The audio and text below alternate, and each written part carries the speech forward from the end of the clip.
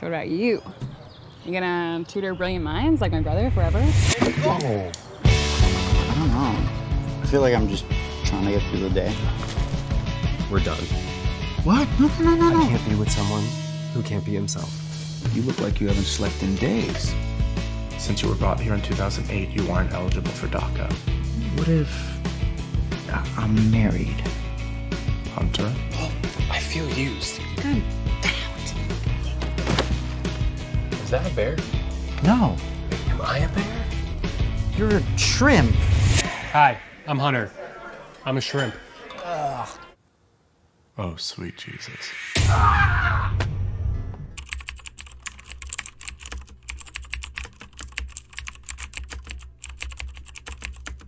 Oh, it feels amazing, Glenn. It feels wonderful. It's been, it feels like this big culmination of so much work that we've put into it and so much heart. And finally, we get to show it to folks and put it out there.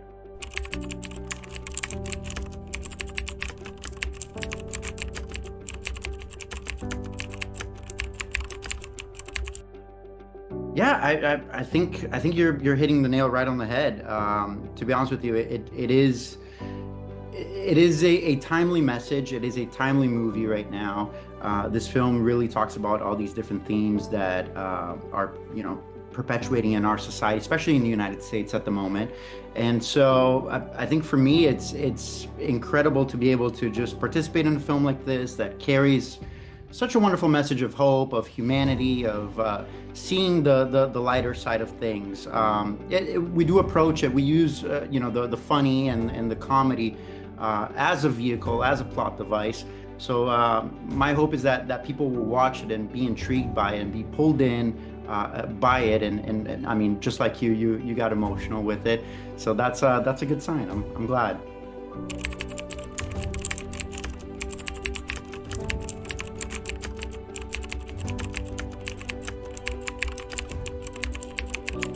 Yeah, Glenn, that's a wonderful question. Thank you so much. I think that we did have a good conversation. I had a nice sit down with Spencer right before, during pre-production.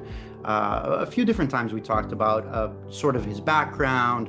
A big thing for Spencer is that he wanted to honor his best friend, Alberto Sayan, who, the movie's loosely based on his experiences. And I wanted to honor that as well. Javi is an immigrant from Peru. He's brought to the U.S. when he is, a very young kid.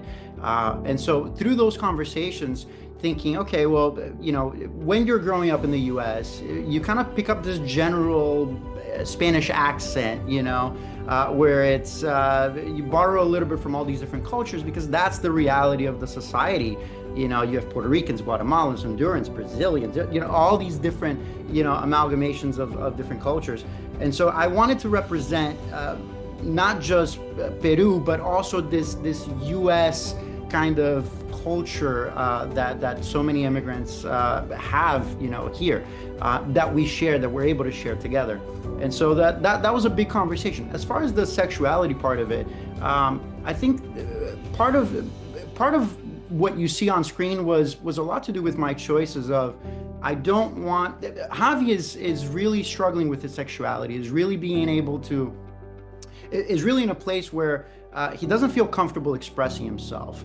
And so I wanted it to be a nuanced portrayal of someone trying to hide at all costs, not just his sexuality, but also his immigration status.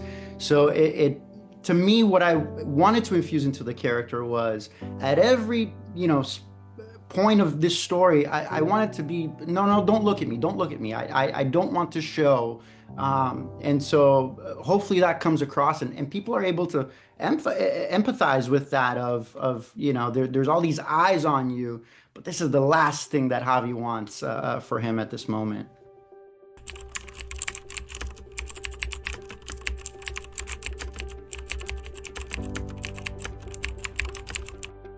Denis is incredible. Denis is an incredible human being.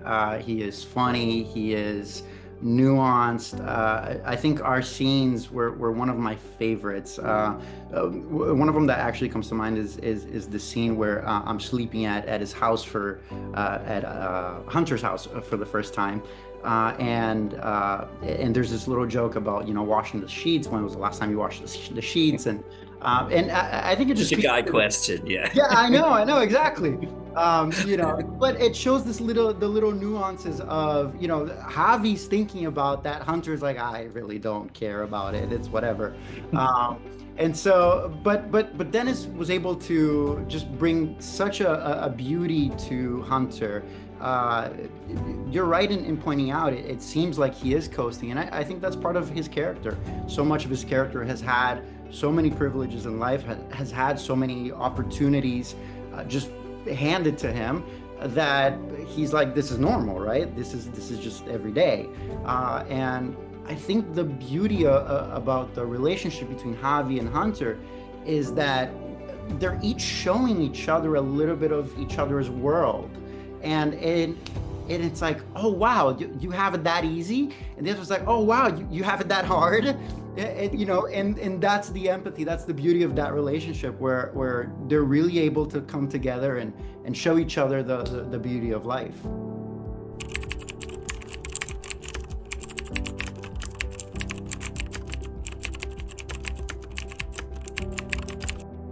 Listen, Caroline is amazing. We had a moment comes to mind where there's a scene where we're eating fries, and she's making fun of me about liking mayo, which I actually do enjoy mayo, but I like ketchup too. And I'm eating it, and that whole scene was scripted, but so much of it was improvised as well. And she is just so quick of improvisation and feeling the moment. And I feel so thankful and grateful to have worked with her.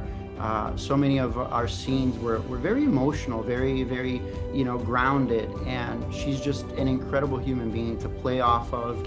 As an actor, that is exactly what you ask for in a person. As another actor, of just being so giving and so loving in a scene. So I loved all of our scenes.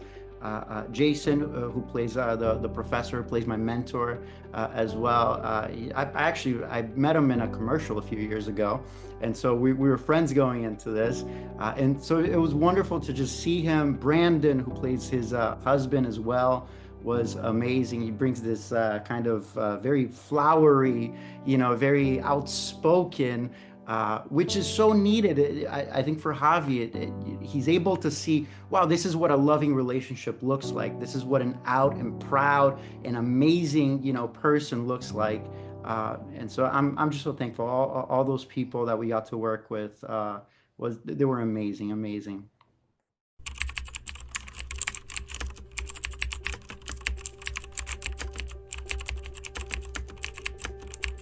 Oh, the worm. Yes, actually. So, oh my God, Glenn, that was my idea. And sometimes I regret doing it, but it is what it is. It's on the film now. And so it's wonderful. But yes, that was all me. That was old high school me. Let's go. Let's do the worm right here.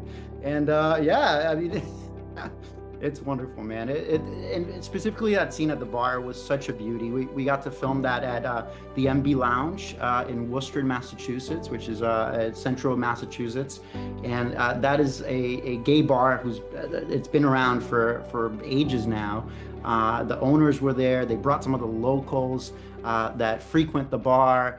Some of the drag queens came out as well. And so it was just so lovely to be a part of community, have everybody pitch in, be a part of this wonderful scene. And it really kind of brings this this love, this vivaciousness to Javi. It's like the one place where Javi feels safe to, like, okay, I can sort of express myself now, And so I was really thankful for that. And so you got the highs, you got the lows, but through it all, if you surround yourself with wonderful people, with great friends, with great family, when you have love in your life, no matter the highs, no matter the lows, you'll be okay. Thank you so much, Glenn. Appreciate you. Javi! There's no difference between you and me. You're just as much as an American as I am, and I want to make that permanent. Man, it'll be just like old times, you and me. I used to just watch the chicks in porn, and now I'm drawn to the dudes. Jesus. Hands up! He's smart! You don't know your name? Aye, aye. Where's my nose? Ah! Oh. Here we go. You want me to tuck you in? No, I'm okay, thank you. Sure, I do a mean burrito. That's really offensive, dude. Sorry. Good night.